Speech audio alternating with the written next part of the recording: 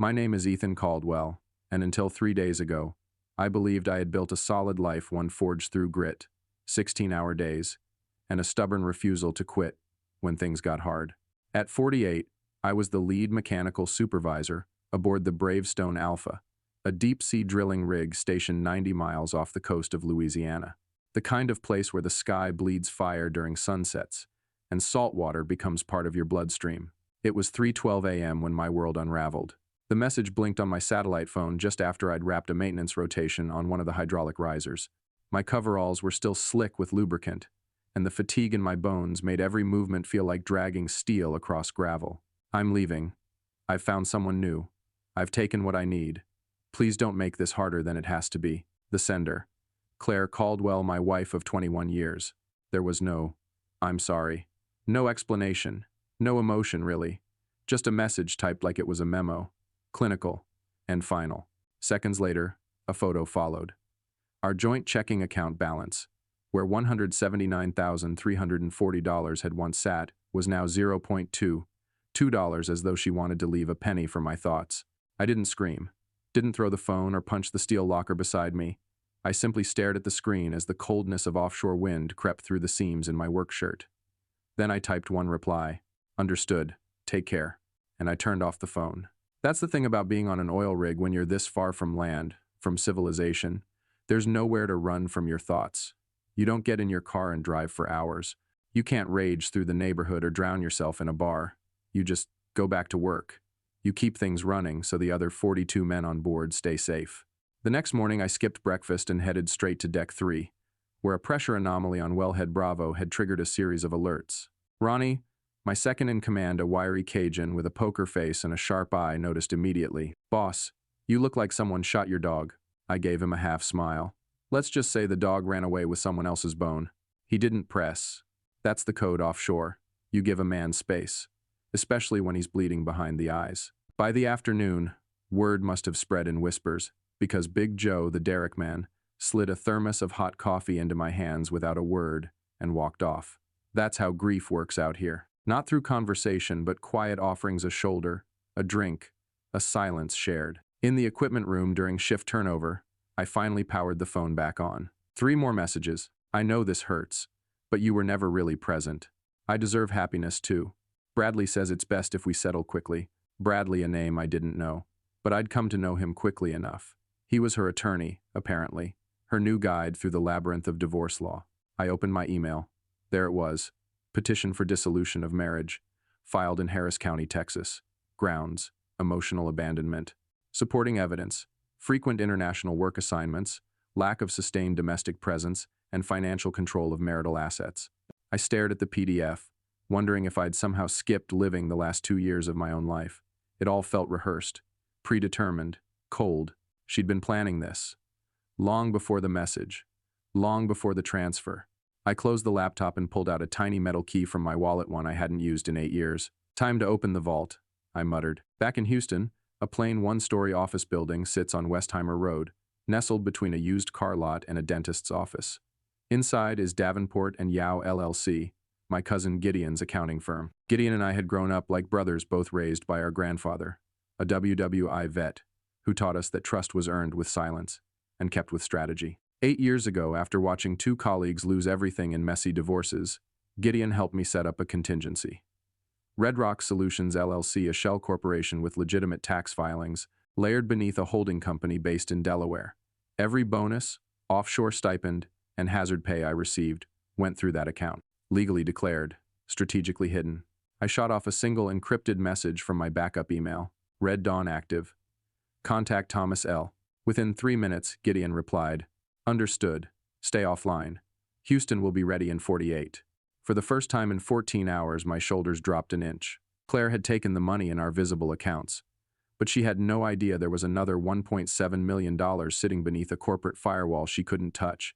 She had underestimated me. Mistaken silence for stupidity. Absence for detachment. She forgot who I really was. I'd survived gas blowouts, blowback fires, and ocean squalls strong enough to rip steel from concrete. Claire? Claire was just another storm, and I knew how to wait them out. It was dusk when the next shift rolled in. The hum of the rig's generators blended with the gentle thump of steel boots crossing grated floors. From above, the Bravestone Alpha looked like a spider, clinging to the ocean lights pulsing in measured patterns, as if the whole structure breathed. Ethan Caldwell sat alone in the communications room, a place where the air conditioning worked just well enough and the security feed displayed every corner of the platform. He wasn't watching for safety violations. He was watching himself pacing on screen from 3 hours earlier, eyes blank, moving like a ghost. Behind him, the terminal screen blinked with a secure line. Red Rock admin, access granted. Gideon had come through. A new secure cloud folder had been created. Vault Echo. Inside were zipped financial reports, legal templates, and a memo labeled Strategy Alpha, Divorce Contingency. Ethan opened it. Step 1. Do not respond emotionally. Step 2. File countersuit using pre-established evidence files in Cold Ledger. Step 3. Secure all remaining joint assets via emergency injunction. Step 4. Deploy alternate income streams under Red Rock's protection. Step 5. Wait. Let her make the next mistake. Gideon had prepared everything. What Claire didn't know, what she never cared to ask about, was that Ethan had been documenting her spending habits for 3 years. Not because he suspected betrayal, but because he suspected volatility. Claire was always chasing change.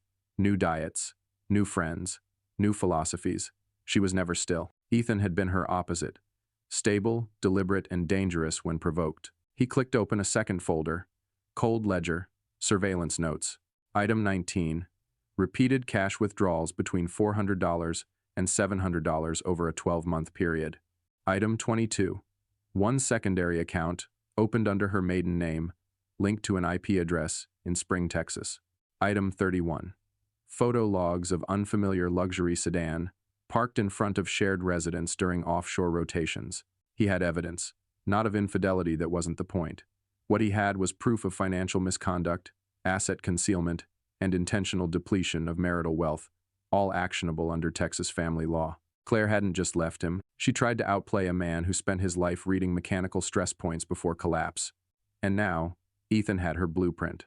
That night, he drafted a 3-paragraph email to Thomas Langford, a high-end divorce attorney out of Dallas known for working with oil executives and athletes.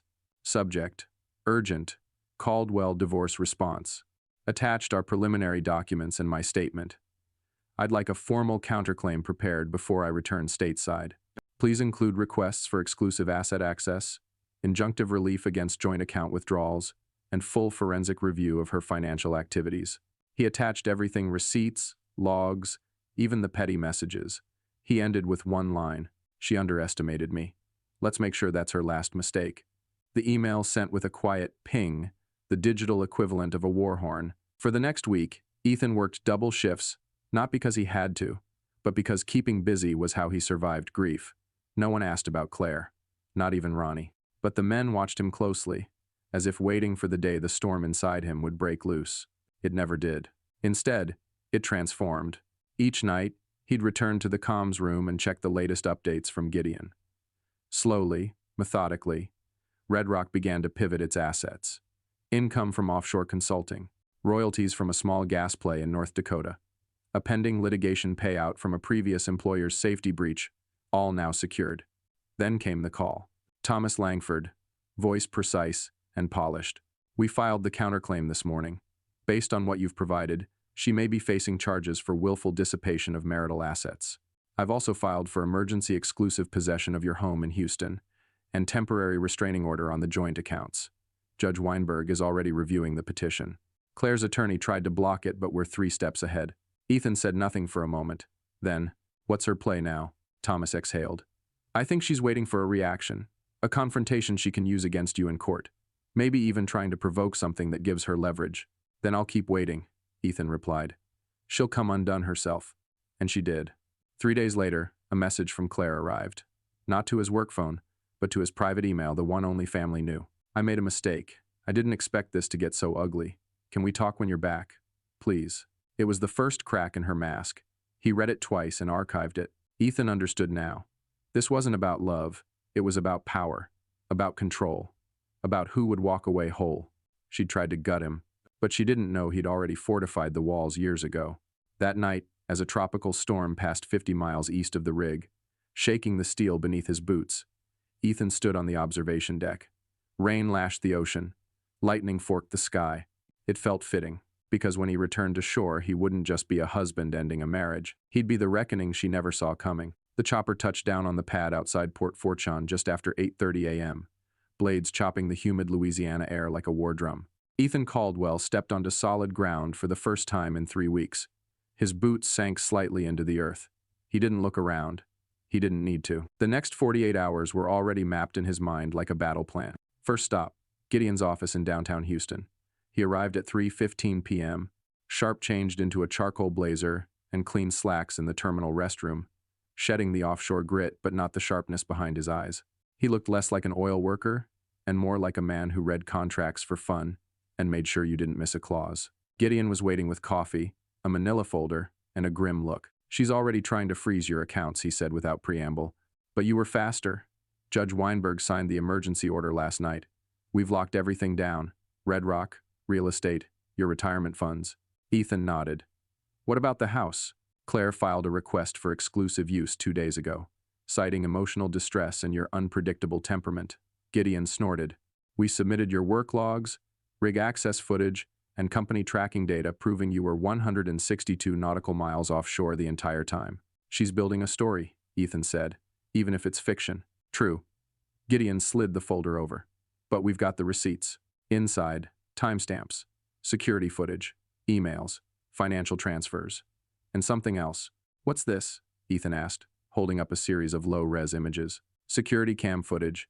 Neighbor across the street from your house. Claire's been hosting a frequent guest mail, early 30s, drives a white Tesla registered to a Tyler Denton." Ethan didn't react. "New boyfriend?" "Likely. But more than that, he's also the co-signer on a real estate purchase agreement for a condo in La Jolla, California. We traced it. They made a $72,000 down payment last week. Cash. With my money. With our evidence," Gideon replied. "Thomas is filing fraud charges and a criminal asset freeze this afternoon." Ethan leaned back in the chair, folding his arms. "I don't want to just beat her. I want the court to see who she really is." "They will," Gideon said, "because she's unraveling, fast." That night, Ethan checked into a modest, extended stay near the Galleria. Nothing flashy, nothing traceable. He cooked himself dinner, poured a single scotch, and opened his laptop. There it was. An email from Claire. "You're being cruel. You don't get to pretend like you're the victim here. You were never around. You buried yourself in work. I just wanted a life, Ethan. No apology, no regret, just a wounded ego lashing out." He didn't respond. Instead, he forwarded the email to Thomas under the subject line, "Tone check for character assessment." The next morning, Claire made her move. She and her lawyer requested an expedited hearing in family court. The claim: Ethan was hiding income, emotionally abusive, and had deliberately isolated her from financial resources. When the court clerk called Thomas to notify him of the request, Thomas smiled and said calmly, "We welcome the hearing. Tell the judge we'll bring full documentation." It was set for 3 days later. Ethan spent those days in silence. He worked through old emails, tagged receipts, added annotations to photos, anything to give the court a clear, chronological story. He reviewed Claire's spending habits with the detached precision of a surgeon. Over 3 years, $92,000 in personal spa treatments, $38,000 in cosmetic surgeries, $24,000 in spiritual retreats. And then, more recently, $52,000 in real estate consulting fees, paid directly to Tyler Denton. He built a timeline. He built a case. He built a reckoning. On the morning of the hearing, Ethan arrived at Harris County Courthouse in a navy suit and calm eyes. Claire was already there, seated next to a well-groomed man in a pale gray suit. She looked thinner, tense. She didn't smile. Thomas whispered, "She's going to try to paint herself as the sympathetic spouse." Ethan didn't reply. Inside the courtroom, the judge entered a woman in her late 50s with sharp features and no time for theatrics. Claire's attorney went first, spinning a tale of abandonment, loneliness, and financial control. Then Thomas rose, handed over a thick binder labeled Caldwell versus Caldwell, counter evidence, and spoke plainly. "Your Honor, over 200 pages of documentation clearly show not only Mr. Caldwell's consistent financial support, but also Mrs. Caldwell's coordinated effort to conceal, misappropriate, and transfer shared marital assets in violation of the Texas Family Code." including, he paused, the recent use of funds to purchase out-of-state real estate with a third party while divorce proceedings were pending. The judge turned to Claire. Is that true? Claire stammered. I didn't know it would count as misconduct. I just wanted a fresh start. The judge frowned. Using jointly held funds to begin a life with someone else while filing for divorce is not a fresh start. It's preemptive theft. She tapped her pen against the desk. Continue. Thomas did. For another 20 minutes. By the time he was done, Claire looked deflated. Even her attorney had gone pale. Ethan never raised his voice, never glared, never smiled. When the judge asked if he had anything to say, he stood and spoke just one sentence. Your Honor, I built our life from scratch. She tried to sell it before I got home. Then he sat. 3 days passed before Ethan heard anything from Claire again. It came in the form of a text message as short, desperate, and completely out of rhythm with her earlier tone. Can we talk? Please. Just for 10 minutes. Ethan didn't respond. He didn't need to. The court had spoken, the assets were frozen, and Thomas had received a call from the district attorney's office requesting an informal interview.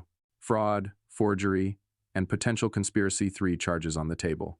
And the DA wanted to know if Ethan was willing to cooperate. Absolutely, Ethan had said, voice even. I'm not after revenge. I'm after accountability. But that wasn't the whole truth. He wanted Claire to sit in the mess she had creatably, legally, permanently. And more than anything, he wanted Tyler Denton, the smug leech who thought he could siphon off 20 years of Ethan's work to realize he was never in control. On Gideon's advice, Ethan took a short trip flew to a private lodge in Jackson Hole, Wyoming.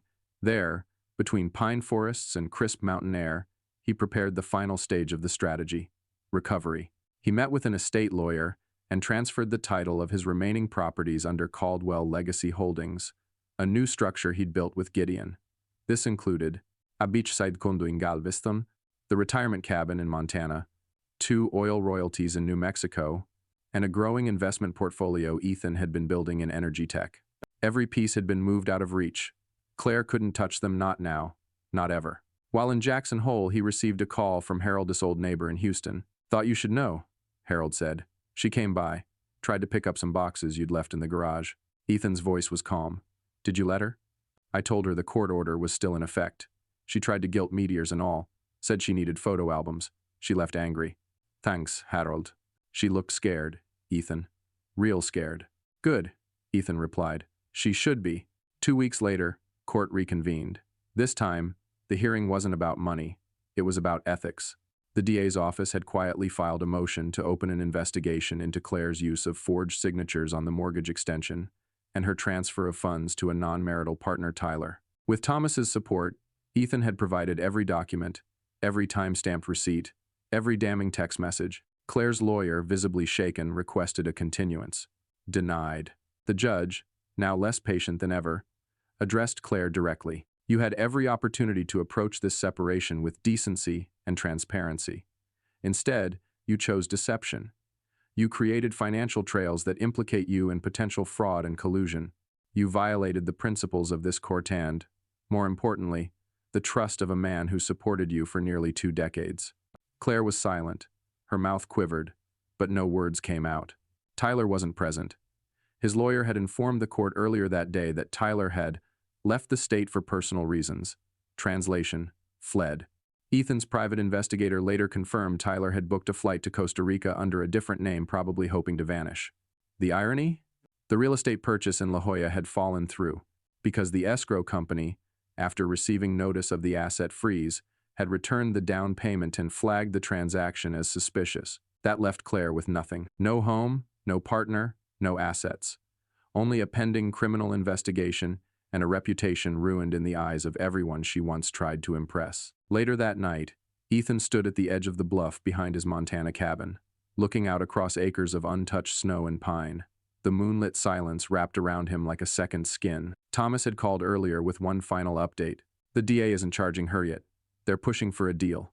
Probation, full restitution, and permanent forfeiture of any claim to your estate.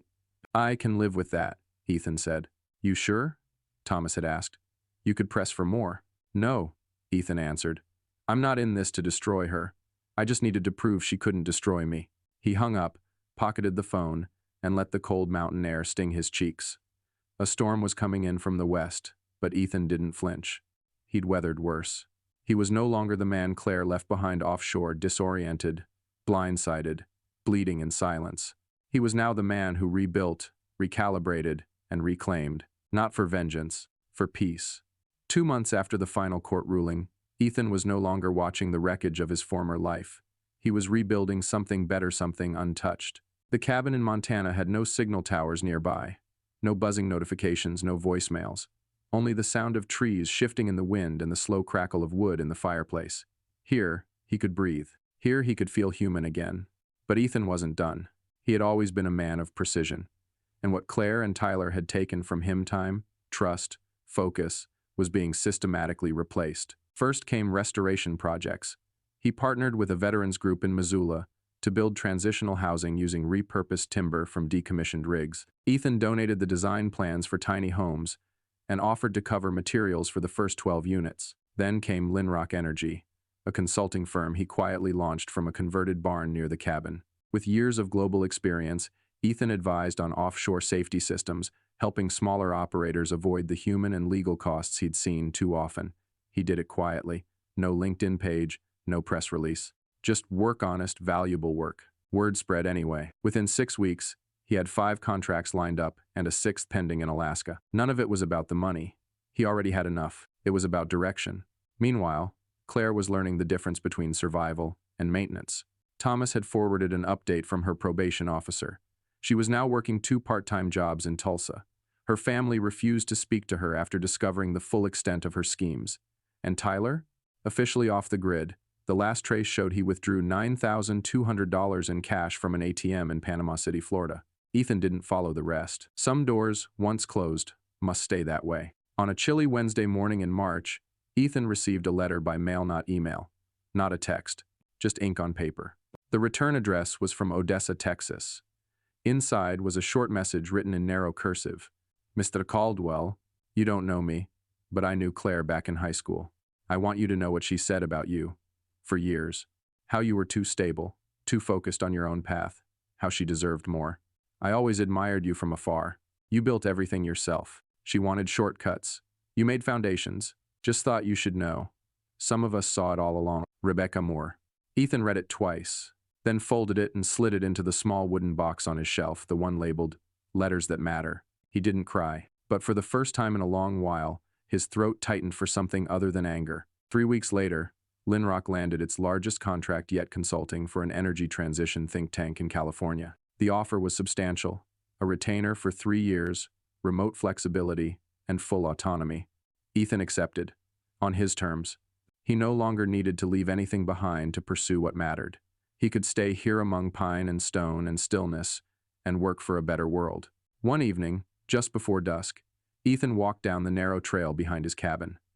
There, beneath a thick-barked pine, he had placed a bench made of reclaimed rig steel. He sat, watching the horizon. No noise, no chaos, only his breath and the call of a hawk above the trees. He thought of his father, the man who taught him to split wood and fold maps, to never yell unless it mattered, and to always keep a ledger of truth, even when others spun lies. Ethan had done that, and now, for the first time, his life belonged to no one else. The sun was setting behind the Swan Range, casting long orange fingers across the valley. Ethan stood in the doorway of the barn office that had become the headquarters of Linrock Energy. Inside, everything was in order. Clean drafting tables, calibrated weather monitors, and half-filled notebooks from recent project assessments. He'd just finished his final virtual call with the California Team and Energy Resilience Initiative for wildfire zones. As always, he was prepared, measured, and calm, but tonight was different. Tonight marked 1 year since Claire's final message. 1 year since the text that gutted everything. 1 year since Ethan responded with 2 words that carried more weight than she would ever understand. Understood. In that year, Ethan had lost a marriage, a company, a reputation carefully built over decades' sand, regained something far more important. Himself. He poured a glass of aged bourbon, walked to the porch, and settled into the old swing he had restored over the winter. The wind smelled of pine and slow melt. He reached into the small tin box beside him, the ledger. Inside were a few artifacts. A court ruling dated 11 months ago, declaring Ethan sole owner of all contested properties. A letter of commendation from the Montana Veterans Council, an invitation to speak at the upcoming National Safety Summit for Offshore Energy Executives, and finally, a faded photograph. It showed Ethan at 29, oil-stained and smiling beside a younger Richard Mearson before things changed, before trust became leverage, before business turned into war. Ethan didn't smile at the photo, but he didn't frown either. He simply placed it back inside and closed the tin. A week later, a package arrived. No return address. No noche. Inside, a small wooden box. And inside the box, a ring. Simple. Platinum. The inside band engraved with the words, "Always yours." Claire's wedding ring. No explanation, no apology, just the symbol of a life that once was. Ethan stared at it for a long time. Then he walked down to the small creek that ran behind the property, the same creek he had named the holding company after, Winterstream. Without ceremony, he tossed the ring into the current and watched it vanish beneath the surface, swallowed by cold mountain water. He whispered only 2 words, the same words he had once typed from 6,000 miles away, just before everything fell apart. Understood. 3 months later, Ethan stood on stage at the Colorado Institute of Energy Futures, not as a CEO, not as a survivor, but as an architect of transition. He spoke about ethics in engineering, the responsibility of foresight, the danger of unchecked ambition, and the cost of letting loyalty blind logic. His closing words rang through the auditorium like quiet thunder. The truth is like a ledger. You can delay an audit, but you can't erase the entries. Eventually, someone will reconcile the books. He stepped down to a standing ovation, not because of the scandal he had survived, not because of the betrayal he had endured, but because he had become something stronger in the ruins, a man who had lost everything but never himself.